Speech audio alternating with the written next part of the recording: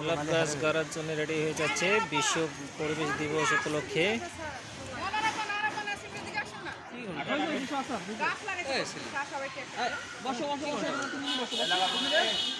স্টুডেন্টরা গাছ লাগাচ্ছে অনেক সুন্দরভাবে। মাটি দাও, মাটি দাও, গাছটা চিপিও না, গোড়া চিপিও না।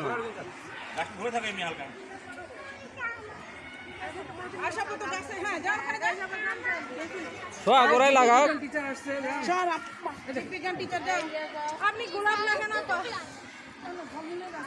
মাটি দাও। আম গাছ লাগাবেন।